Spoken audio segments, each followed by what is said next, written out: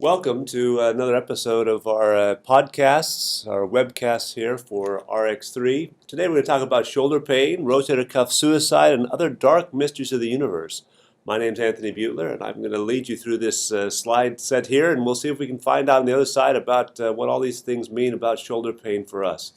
Quick overview of where we're going to go. We're going to talk first about dark mysteries versus come to the light. Hopefully we'll convince all of you to come to the light of shoulder pain.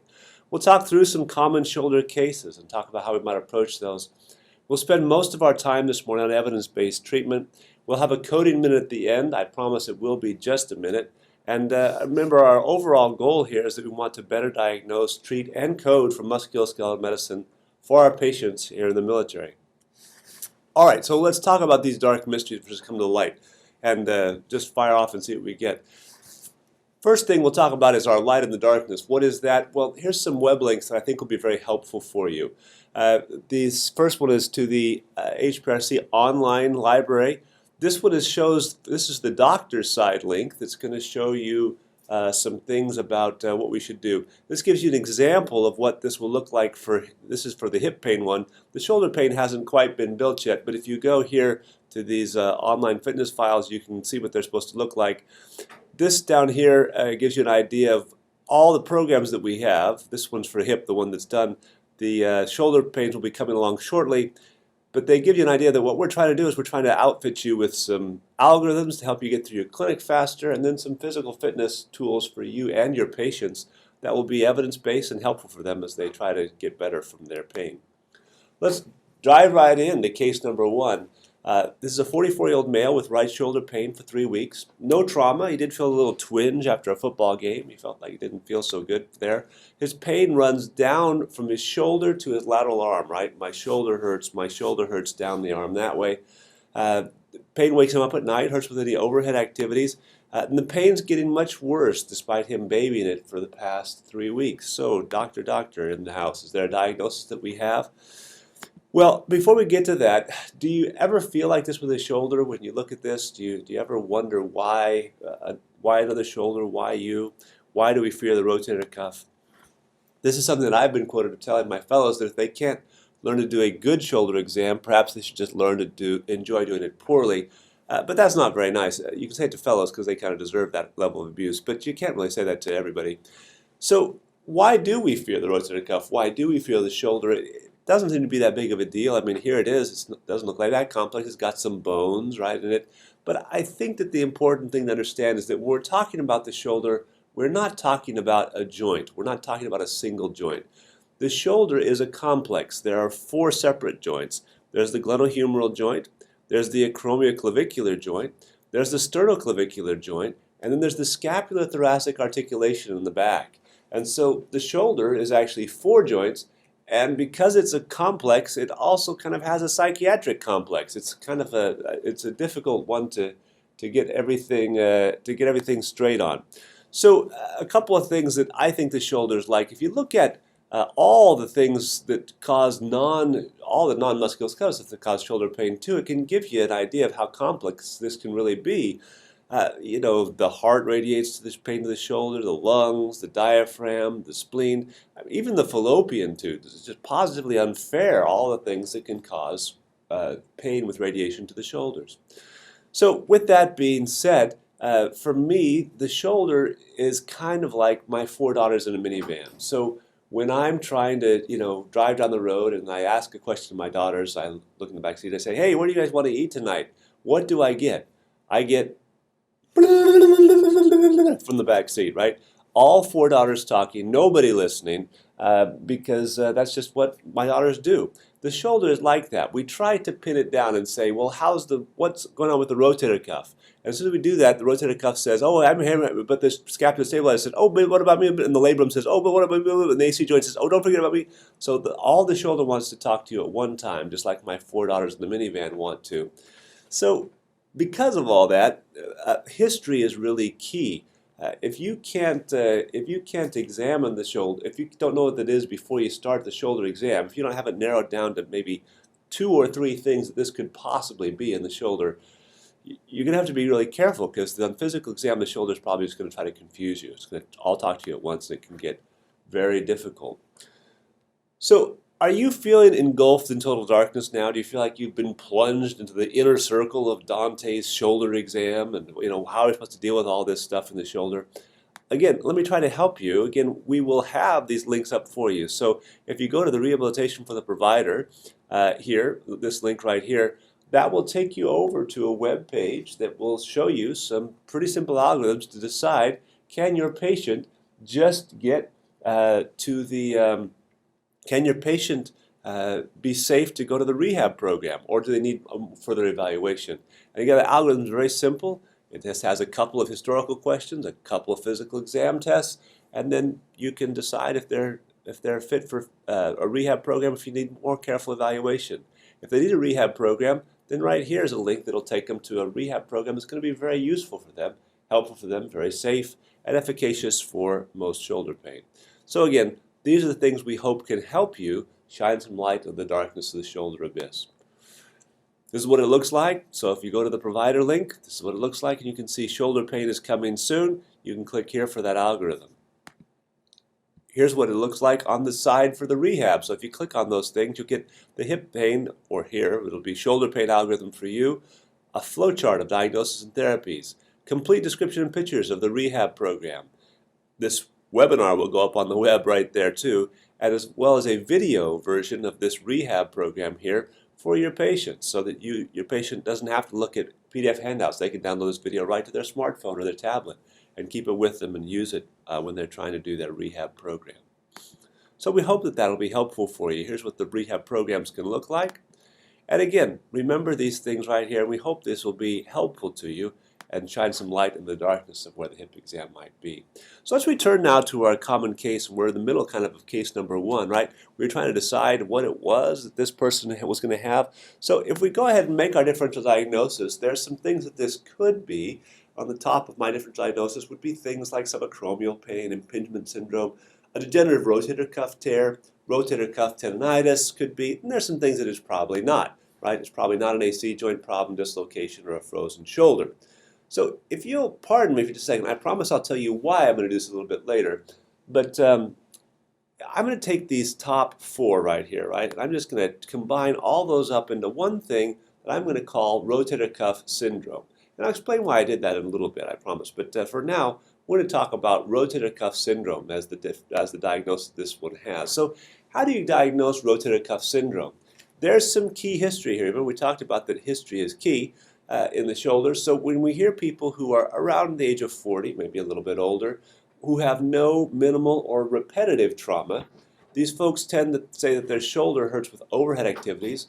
The more they decrease the activities, the more the pain can increase. And that's a very confusing thing to them and to us maybe as to why when they really try to baby these shoulders, they keep getting the pain getting worse. We'll talk about that. And then these folks can often complain of night pain, pain that radiates to the deltoid, right? They say, my shoulder, touching the top of the shoulder to the deltoid. My shoulder hurts, going down the shoulder that way. Different, really, than AC joint pain, which tend to radiate from the shoulder or top of the shoulder from the AC joint up to the neck. So the AC joint hurts along the clavicle. My shoulder hurts, whereas subacromial or rotator cuff syndrome hurts going down the shoulder to the deltoid. There's some other exam you can do, right? So demonstrated here is the Hawkins maneuver. The Q's let me do the Hawkins on him here. And there's the Neers test as well. There's this one right here that can help us with our diagnosis. But probably the best test we have for rotator cuff syndrome is the painful arc of motion. What does that mean?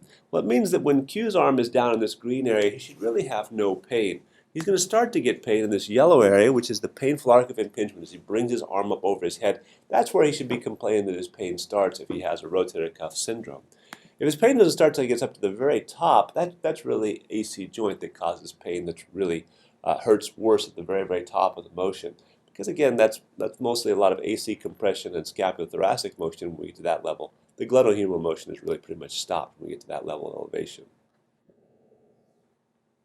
In the criminal justice system, the people are represented by two separate yet equally important groups: the police who investigate crime and the district attorneys who prosecute the offenders. These are their stories. All right, well, that sounds very serious, to be sure. If we look at this and we say, well, did we just step on the set of some detective mystery here, and how did we get to victims and culprits. We were just talking about a shoulder exam. Remember, we've talked about this before, that the theory of victims and culprits can be very helpful to us as we try to tease out how to get people better. Just imagine that you're at a crime scene now, right? And you're there at the murder scene, and your job is to identify the victim. Is that very hard? Is it hard to identify at a murder scene who the victim is? Well, not usually really, right? It's usually the person, it's not really an Adrian Monk type level thing, right? That's usually the person in the pool of blood, right? That's pretty easy to do. The person with the chalk outline around them, that's the victim. That's pretty easy. Where we might need Monk to come help us is in identifying the culprit, right?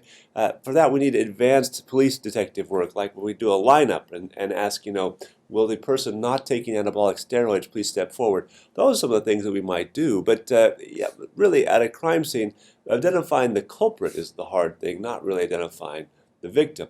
The same is true for us in musculoskeletal medicine. And again, this is the most common error that I see in the referrals that I get from my primary care colleagues. I'm a family medicine doctor. I see sports medicine doctor too, and I get referrals from my family medicine colleagues. And those referrals are actually usually fairly good. And what I'm surprised at is that most of the time the diagnosis is correct, or I get the same diagnosis they do. The victim that they've identified, my colleagues identified, is the same one that I am. That is indeed what has been hurt. But the reason the patient's coming to see me is the right culprit hasn't been identified underneath, right? They haven't identified the culprit that's causing the victim to get hurt, and so the patient's not getting any better. So we're going to work a little bit today on making sure we identify the proper culprits and as well as treating the victim. Let's take a look at this question. So the key component, what's the most important thing you can do for rotator cuff syndrome? What would that be? Is it number 1, NSAIDs and rest? Number 2, a steroid injection? Number 3, rotator cuff strengthening exercises? Or number 4, activity modification and anti-inflammatory modalities? Well, looking at all those things, let's take a look and see what we get. So going back to our victims and culprits model here, in rotator cuff syndrome, what is the thing or things that are being hurt? What's the victim? Well, that's going to be the rotator cuff, maybe the subacromial bursa, although that's debatable. But certainly the rotator cuff is being injured here in rotator cuff syndrome. So let's talk about then what some of the treatments might be for that, right? So if we look at some of these treatments, NSAIDs, anaphoresis, steroid injection, some of those types of things, those are fine treatments. The problem is that they're all victim-based, right? I'm taking that and I'm putting a Band-Aid on my victim. All of these things right here are only treating my victim. So rather than just a Band-Aid on the victim, I need to look at addressing the culprits. And some common culprits for rotator cuff syndrome are rotator cuff weakness, subacromial spurs, overuse. They're just doing too much too fast, or trying to throw a football over a mountain that's not thrown from high school. All these things can cause rotator cuff syndrome for sure.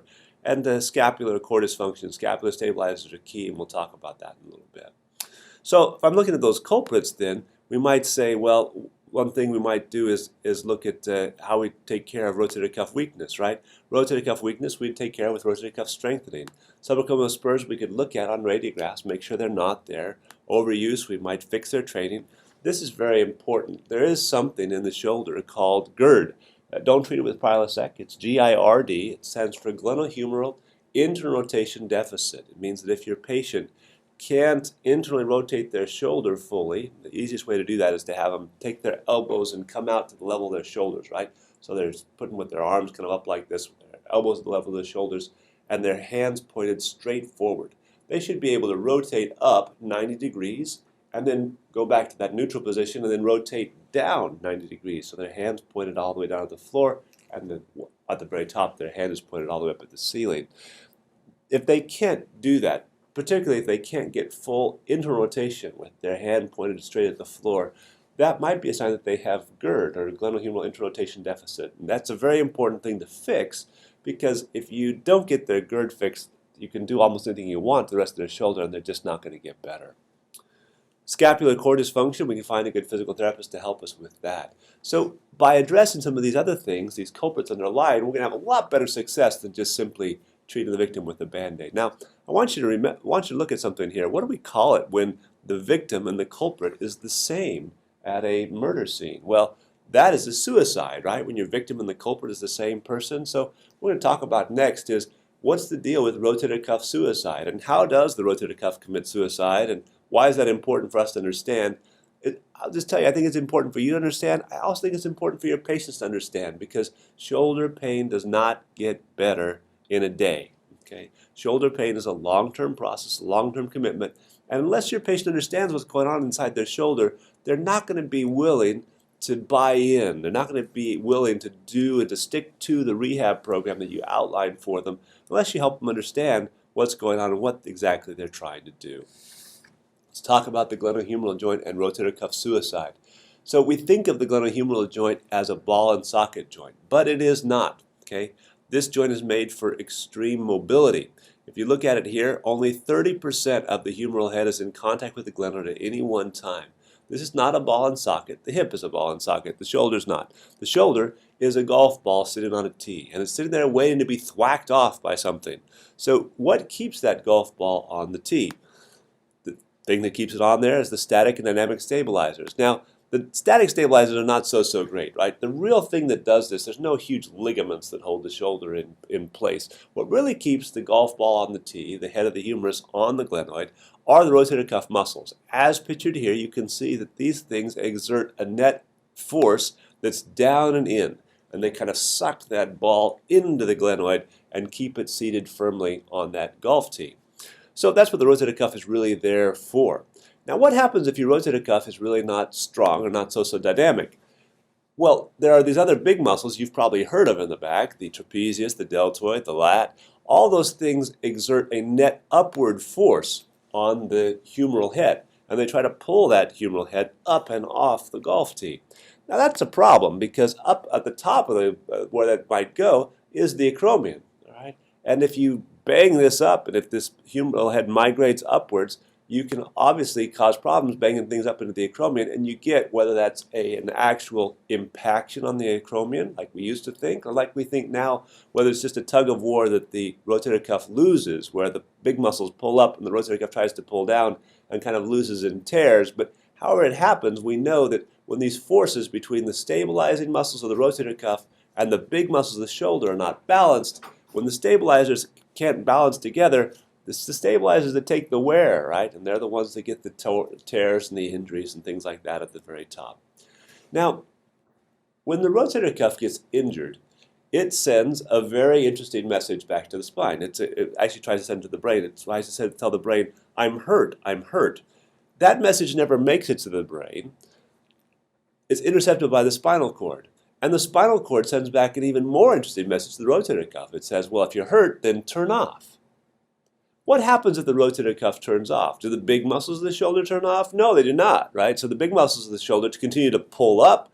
The rotator cuff is turned off, so it actually gets hurt more. So it sends back to the brain and says, I'm hurt, I'm hurt. And the spinal cord says, well, then turn off, turn off. Now the rotator cuff gets hurt more. It says, I'm hurt, I'm hurt, I'm hurt. And the spinal cord says, turn off, turn off, turn off. Can you see what's happening? Can you see why this person would come in saying, well, I've really tried to baby this shoulder, doc, after I tweaked it.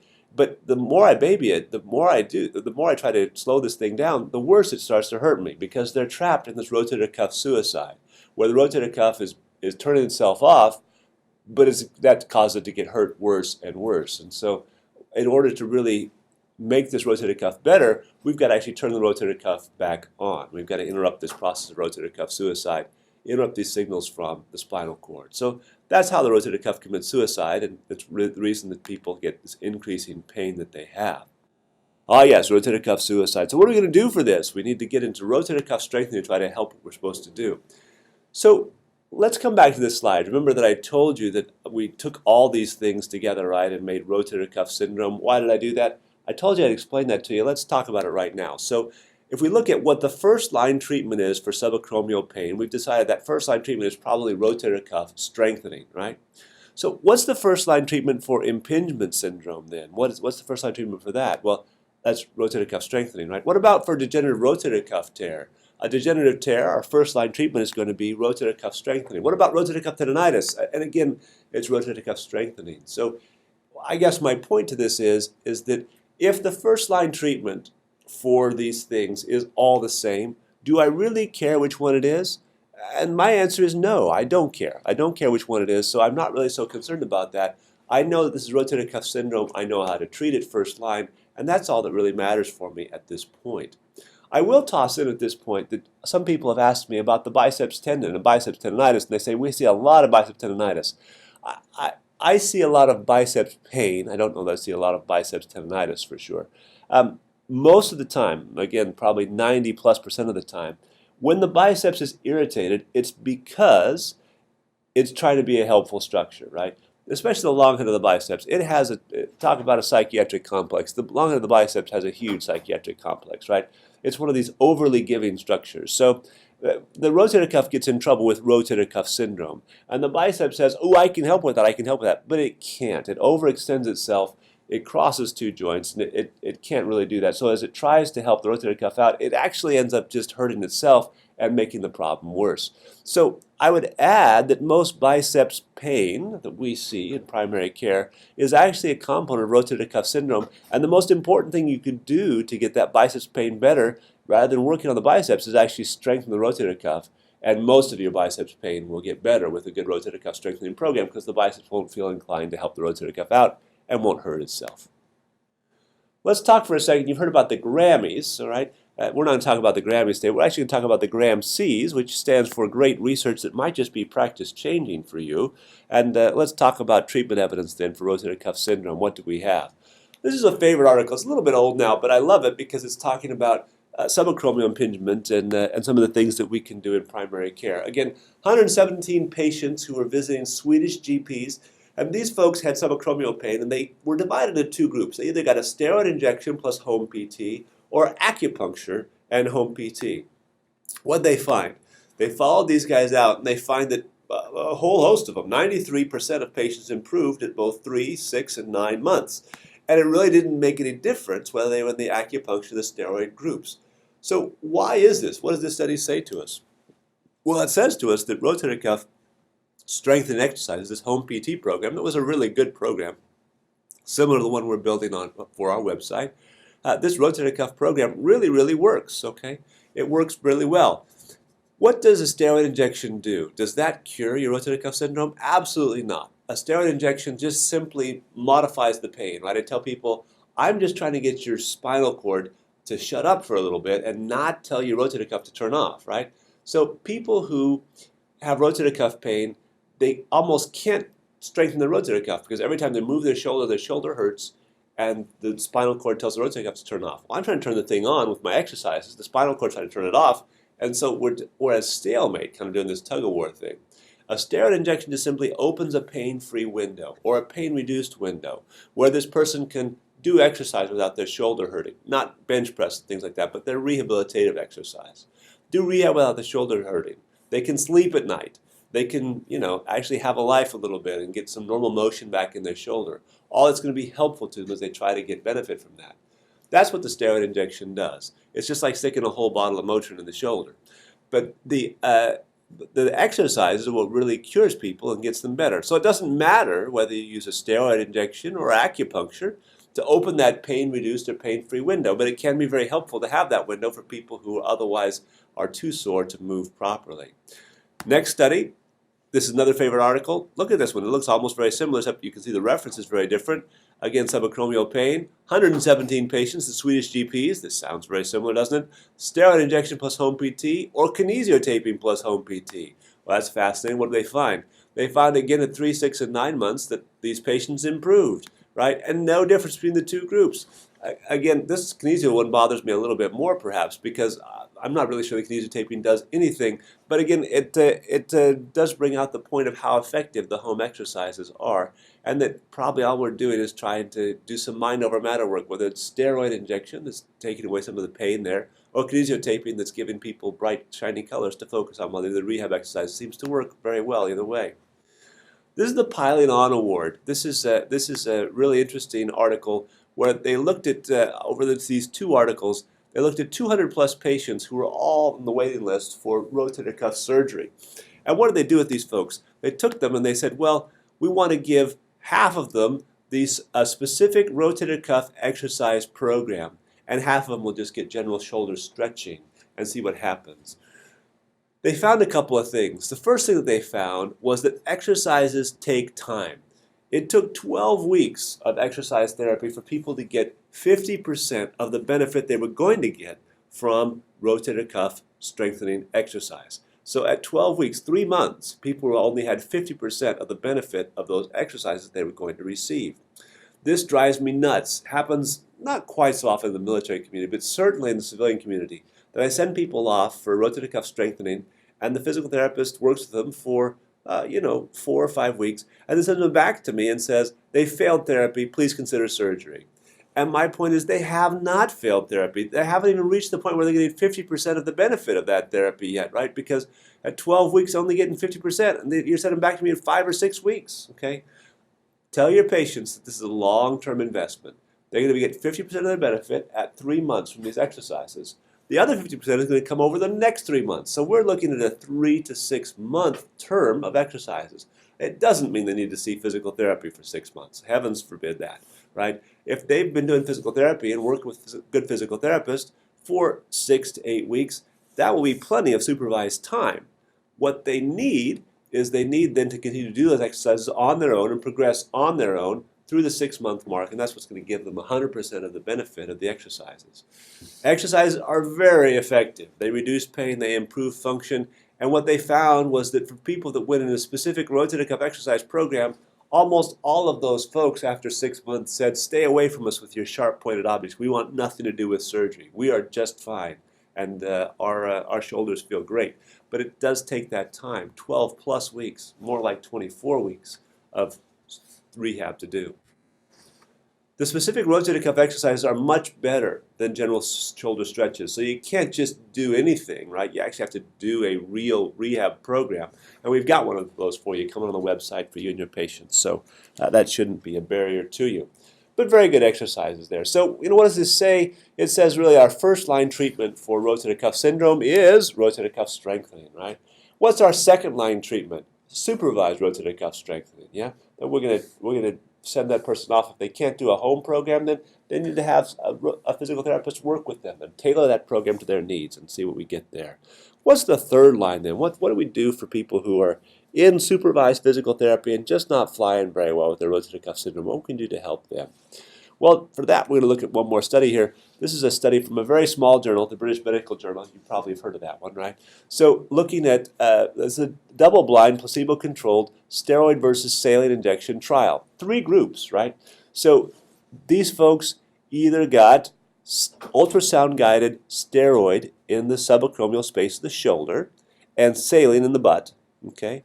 Or they got ultrasound-guided saline in the shoulder and just steroid in the butt, just a blind landmark injection there, right? Or they got ultrasound-guided saline in the shoulder and ultrasound-guided saline, not ultrasound-guided, but just a regular saline shot in the butt. So they either got shoulder or rear end, or steroid somewhere, shoulder or rear end, or saline in both places. So what did we find out? We found that steroid is better than saline. The people who got steroid did much better than people who got saline, but it didn't really matter where we put that, right? Whether we went to all this trouble with all this equipment of doing ultrasound guided there, or whether we just threw it into the butt, the people got better at about the same rate. So what this means is that as far as I can tell, that the subacromial space is very large. It seems to go from the shoulder here all the way down to the patient's butt, and you can inject anywhere in there, right? As long as you're not in a vessel or something like that, and the patient's going to do really quite well. So you should feel very comfortable about your ability to do this injection in clinic. It doesn't need to be ultrasound guided. All right, so then back to our slide here. Then first line treatment is going to be rotator cuff strengthening. Second line, more rotator cuff strengthening for our rotator cuff syndrome. And our third line is going to think about a steroid injection somewhere in that enormous subacromial space that you can get in the shoulder. Now, I will say I still do my injections in the shoulder. I think there's some placebo benefit probably to the patient saying my shoulder hurts and my doctor gave me that shot in my shoulder. I think I'd be hard-pressed to convince them to let me try it in the backside. So I use it in the shoulder. But that's what we've got. That's what we should be working on. Remember, don't just do this, right? Not just a steroid injection. That's not going to help us. It's just going to put a band on our victim. To really help, we need to get the culprits fixed. We need to work on rotator cuff weakness. We need to work on making sure they don't have GERD. We need to make sure that their scapula stabilizes in their core. that upper core is strong of those scapular stabilizers to help us. Remember how to diagnose it. Remember, we'll see this again, but these are the key historical features, the key supporting exam steps. It's really not a very long exam. If you have a pretty good idea what it is on history, you can tease it out quite quickly. There's case number 1. I promise the next 2 cases won't be that long. So let's talk about case number 2, a 16-year-old skateboarder, right? He tried to do a totally wicked, awesome something, landed awkwardly, and now he has had pain in his shoulder ever since. It's okay if he holds it still, but really any movement hurts him. And he tells you, reaching across his body to turn off his alarm clock in the morning is the hardest thing he does every day. And to which I say, that's the same thing for me. I hear you on that. But, his is because of pain, and mine is just because I'm lazy. So let's see what he's got here on exam then. What does he have? Well, let's talk about then what this guy really has is he has a problem with his AC joint and his clavicle, right? What does the AC joint and the clavicle do? It augments your range of motion, allows that shoulder to move a little bit more, but what it really is a strut. That clavicle is a strut that pushes the shoulder out in its proper position. Because it's a strut, it can get broken, sprained, it can get arthritis in it. It's pretty complicated here. What really drives the AC joint and the clavicle is the mechanism of injury. If you're a football player, we're here in the middle of football season recording this right now, and football players love to get dumped upside down and dropped on their shoulder, right? And if you get dropped on the top of your shoulder, you fall and hit the front top of the shoulder, what's that's going to happen is that's going to drive down the acromion while your clavicle is allowed to kind of pop up like this. And this type of thing is commonly associated with AC joint injury because you can see that's where the connective tissue is the weakest in that up and down force directed there. Some other things that happen though is you can fall on the lateral side of your shoulder. If you get a shoulder falling this way, right, pushing this way, you're not as likely to hurt the AC joint because that's being compressed here, not really being pulled apart. What's going to happen if you put a compressive force here is you're going to break somewhere along this clavicle probably here. And again, the middle third of the clavicle is a great break point designed there for us, placed there for us because we want this person to break somewhere in here because these heal very, very well, whereas fractures out here and fractures over here don't heal very well at all. So we want this person to break right in the S-bend here. It's a biomechanical break point designed for us there by God to help us have good outcomes when we hurt our shoulders. So what do we do? What are some of the history that help us know that this is an AC separation, a clavicle fracture? So the clues on history is that this can be any age, but it's typically the young and foolish who do this, right? They fall or they have a big blow to the point of their shoulder. This is different than rotator cuff syndrome, right? If they just hold the shoulder still, it actually feels quite a bit better. If they decrease activity, their pain goes down. Any shoulder movement hurts, but they can move it. It's not that they can't move the shoulder, it's just that it really hurts to do that. Their pain tends again to radiate to their neck. My shoulder hurts, my shoulder hurts.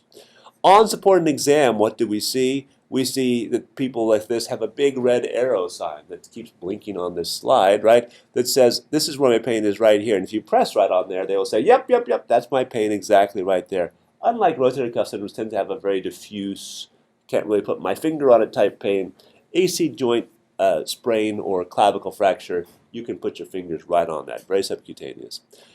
They don't like to cross their arm over, so they don't like to really touch the other shoulder. That hurts them. Crossing the arm across the body hurts anything with the clavicle and the AC joint.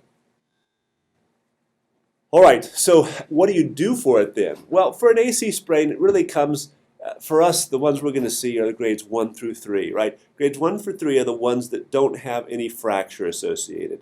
If there's a fracture in all these people, anybody with an acute traumatic injury needs to have an x-ray to rule out a fracture. So if they have a fracture, they need to go see ortho because that's likely an operative fix that needs to happen there. But the non-operative ones and the non-fracture ones are grades 1 through 3 of the AC joint sprain or AC separation as we call it. How do you treat those? Really, you want to put those in a sling or a figure 8. The figure 8 has been shown to be no better than a sling, so most people just use a sling. And some time, love, and tenderness, and those will get better. Some grade 3s and high-level throwing athletes might benefit from fixing, but really usually not. So most people are not high-level throwing athletes. They do just great with the grade 1, 2, and 3 sprains. Clavicle fractures, again, often we'll put these in a sling, maybe a brace. We don't often send these to surgery, especially if they're middle third clavicle things. They should do okay. There are some exceptions to that. You can fix these, and there's a little bit of a trend to fix a few more of them. But mostly, if they're middle third of the clavicle fractures, we just let those heal on their own, and people do very, very well with that. So those are some of the things that we would look at there. So case number 2, thinking about, is the AC in the clavicle, the fall on the point of the shoulder. Can you guess what case number 3 is going to be? Well, here's a guy, a 25-year-old painter, up on a ladder, and then suddenly he wasn't there anymore, and he fell, and he tried to catch himself, of course, by putting out his outstretched hand, which, as your mother told you, is always a bad idea. Just stop, drop, and roll. Do not fall on your hand, right? But now he's got lots of pain, doesn't really want to move his arm, and his shoulder feels kind of numb. So keep track of the fact that this is a different case than case number 2. Case number 2, the person fell on the point of their shoulder. This person fell on an outstretched hand and now has shoulder pain. So what are the things that we worry about with this? So the first thing we worry about is, why do these things always happen to men? If you notice, all my shoulder cases are men. It just seems like this always happens to men. Well, let's look and find out.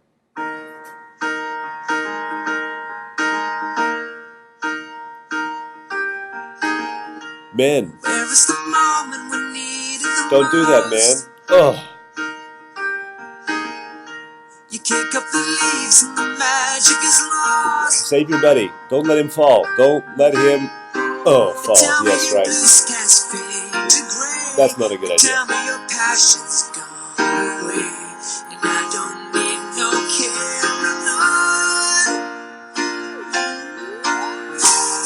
Men never ask for help. Sometimes we get a friend to help us. It still doesn't work out very well. And when we just have things just about right, sometimes they just don't. Bricks are a problem with men. Bricks and pretty girls are a real problem. Like, don't talk to the pretty girls. Don't. Oh, dear. Yeah. It's talking in slow motion. You really just never should talk to a pretty girl when there's a brick around, because your buddy's just going to get you. So these are why these things always happen to men. So with that being said, remember that your shoulder complex, we talked about the fact that there are dynamic and static stabilizers. Remember those static stabilizers, those ligaments that I said aren't very strong? Well, you still do need them for some things. And when both your static and your dynamic stabilizers fall, then you end up with a dislocation, right? Where the ball actually does come completely off of that little golf tee, and you end up with a dislocation. How do we know it's a dislocation? Well, again, this can happen in the age, but it's typically the young and foolish again. It tends to be high energy. They fall with the arm away from the body and fall on their outstretched hand. They often will describe they have a sense dislocation. This came out that it shifted. They have minimal, if any, motion. They have a very typical posture, right? That posture looks like this. They can't internally rotate that arm, so their arm's kind of held out straight in front of them, okay? They hold it just a little bit away from their hip, and they don't want anybody to touch it, right? They don't want to touch it at all. They tend to have a square shoulder. What we mean by that is that usually the ball, the humerus, points out here, and so it kind of makes a rounded deltoid. You see this person has a very square shoulder here because the ball of his humerus is now over here. It's not pushing anything out on the deltoid to give him any rounding at all. So what can't they do? They really can't touch their opposite AC joint, right? They don't want to do that at all. They're just going to keep their hand right there. Again, they can't internally rotate their shoulder. There's lots of ways to put it back. I don't want to go into those today, but that's the treatment for it, right, is to put the shoulder back, all these ways that you could do it.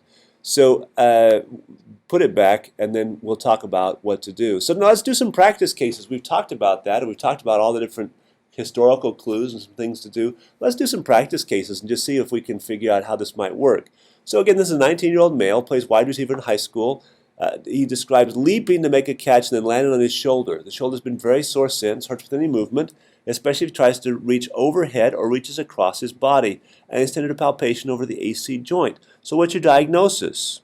Well, let's look at our things here, right? So here's all of our histories, and we're going to put them all up together. Look how key the history is in the shoulder, all these historical features. Just a very little bit of exam down here. So, but let's light up the ones that show up in this guy's history. Where does he light up? Where does he get his things? Well, oh, look, here are the things that light up for him. So you can see that most of his lighting up is here in the middle with an AC separation of a clavicle fracture. And that's what he has. So that's the way this works. If you look at this slide and kind of keep track of where people are lighted up the most in their history, it'll help you. What about a 29-year-old amateur boxer who slipped as he fell out of the ring there, tripped over the ropes? He fell on his hand and had immediate severe shoulder pain and can't move that arm much at all. He holds the arm slightly away from his side with the shoulder, this says internally rotated, shoulder should be a little bit externally rotated. So what's his diagnosis? Again, where does this go? Where does he get this stuff here? So again, here's the thing that we're getting right in here. Most of his history is lining up here. And if we looked at him, we'd see that he does indeed have a square shoulder and he can't touch the opposite AC joint, so they'd go. What about practice case number 3, a 45-year-old airline stewardess, the first airline stewardess who's a female, right? So we're not the first stewardess, but rather the first of our shoulder cases that's actually a female. Shoulder pain does happen in females too. So here you go. So here's a 45-year-old female, right shoulder pain for 6 weeks. Thinks she heard it lifting a heavy bag in an overhead bin days and days ago. The pain wakes up at night. The pain runs from her shoulder down to her deltoid tuberosity. The pain is increasing no matter how much she tries to baby this shoulder. It just keeps getting worse. What's your diagnosis? So again, look up here. Where does she light up? Well, she's lighted up over here, right? So her diagnosis is going to be rotator cuff syndrome, and that'll help her there. I hope that helps you to go through some things, and I hope we've been able to talk to you about some evidence-based treatments along the way. Specifically for rotator cuff syndrome, because that's mostly what you're going to see. The acute traumatic shoulder injury is different than the chronic overuse, and the acute traumatic guys tend to heal up pretty well if you get them to the proper rest or get them relocated, get them any surgery they might need. They just need a little tune-up rehab as they get better, strengthen that cuff, and they get better much more quickly than our chronic overuse guys who can take quite a bit of time. Let's talk just for a minute about a coding minute. I promise it will just be a minute. What do we know about coding? This is my military disclaimer. Just like you, I'm in the military. I don't kill what I eat. You know, the people on the outside, they really get good at coding because it's essential to them feeding their families. So, but here's some things. I do try to be a good coder to try to, do my best and get the things that my clinic deserves. I need to be a good coder to account for my time. Some do's and don'ts. First thing is make sure that you're capturing the time required for all these things. As we talked today about these different things, especially rotator cuff syndrome is not going to be a fast, easy diagnosis for you. It's probably not going to be a 99213. If I'm really doing a good job and looking at the whole shoulder joint and helping with that, some days I can't, right? Sometimes they just come in for their diabetes and high blood pressure, and their shoulder is just an oh by the way in minute 22 of their 20-minute appointment. I can't do a great shoulder exam and a comprehensive treatment plan there, which is where the Rx3 website is so helpful, right? Because I can get the resources quickly. They're going to help him and have him come back later to do a more complete workup of that shoulder. But make sure that when I'm doing that complete workup that I'm capturing the time that was required for that, whether for exercise teaching, for crutch training, for brace fitting, whatever it is. I need to either do my CPT or my E&M code, one or the other, to make sure that I get credit for what I'm doing. Don't forget to code your injections. Those injections, most injections are, this is incorrect, are 20610 is for most injections. Don't forget to use a 29 modifier, 25 modifier in some states to show that you have diagnosed and treated all in the same visit. Don't forget to bill for durable medical equipment. Make sure that you have some ability in your clinic. Whatever you hand out, you've got to be able to justify that you've given out to patients. So make sure that if you're giving it out to patients, make sure that you're recording that so that people know that you're not just taking those things and squirreling them at your office at home. Phone a friend. Find a coder, right? An orthopedic coder. Find an orthopedic PA. Maybe they're good at coding. Maybe it's the orthopedic nurse who's good at coding in the ortho clinic. Find out how they do their coding, and that will help you. You can take them to lunch. They'll teach you more about the coding you need to do in your clinic than you could learn by yourself in a lifetime. So that's our run the gauntlet. We've done fairly well with our things, and so we've talked about these dark mysteries. We hope that we've been able to shed a little bit of light on the shoulder and how you might diagnose it, mostly through history with some targeted exam, and how to do some evidence-based treatment of these common shoulder cases, and maybe code just a little bit better for it. All right, well, I hope you've enjoyed our talk of dark mysteries of the universe on shoulder pain, and I hope we've been able to shed some light on it for you. So I'm going to encourage you, if you have any questions, to go ahead and use that web link to go to the Rx3 website. You'll find there an Ask the Expert button. If you click on that button, you can ask us any question you'd like, clinical question, a question about anything I said here, anything you think that I've stretched the truth on, whatever that might be, and we'll get right back to you. So if you think I've stretched the truth in any way, we'll be happy to hear from you. It's been a pleasure to be with you, and I hope you'll join us again for another podcast soon.